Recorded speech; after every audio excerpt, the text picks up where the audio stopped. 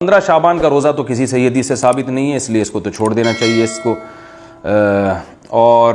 کیونکہ ضعیف حدیث سے بہرحال کسی عمل کا ثبوت نہیں ہوتا۔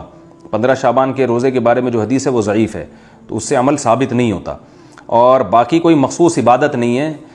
اور 15 شعبان میں بہت اختلاف ہے علماء کا کہ شعبان المعظم کا مہینہ وہ مہینہ ہے کہ جس میں نبی پاک صلی اللہ تعالیٰ علیہ وآلہ وسلم رمضان المبارک کے بعد سب سے زیادہ روزے رکھا کرتے تھے۔ بعض میں یہ ہے کہ آپ اکثر روزے یعنی شعبان کے اکثر دنوں کے روزے رکھتے تھے یعنی بکثرت، اور بعض میں یہی کہ پورا شعبان ہی روزے رکھ لیا کرتے تھے۔ یہ مختلف روایات موجود ہیں۔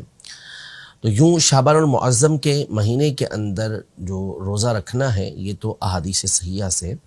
ثابت ہے، نبی پاک صلی اللہ علیہ وسلم کا عمل اس میں ثابت ہے۔ اب رہا خاص 15 شعبان المعظم کا روزہ رکھنا،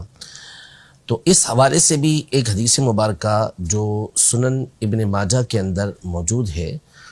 اور اس میں باقاعدہ نبی پاک صلی اللہ تعالیٰ علیہ وآلہ وسلم نے 15 شعبان المعظم کے حوالے سے یہ ارشاد فرمایا کہ جب 15 شعبان کی رات آئے جس کو ہم شب براءت کہتے ہیں، تو اس رات کے بارے میں فرمایا کہ قوموا لیلہا، اس کی رات کو قیام کرو، یعنی رات عبادت کرو، اور صوموا نہارہا،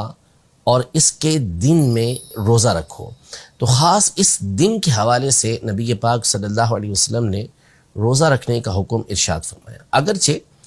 کہ سند کے اعتبار سے اس حدیث پر کلام کیا گیا ہے، ایسے ضعیف کہا گیا ہے، لیکن جس طرح اصول محدثین کی روشنی میں اس حدیث کو ضعیف قرار دیا گیا ہے، یوں ہی محدثین کے اصول کی روشنی میں یہ بات بھی بالکل واضح ہے کہ فضائل اعمال کے اندر جہاں پر کسی عمل کی فضیلت آئی ہو، ترغیب دی گئی ہو، تو اس میں ضعیف حدیث پر عمل کرنا یہ بالکل جائز اور مستحب کام ہوتا ہے۔ تو نبی پاک صلی اللہ تعالیٰ علیہ وآلہ وسلم کی اس حدیث مبارکہ کی روشنی میں خاص 15 شعبان کا روزہ رکھنے کا حکم بھی ہوا، اور اس رات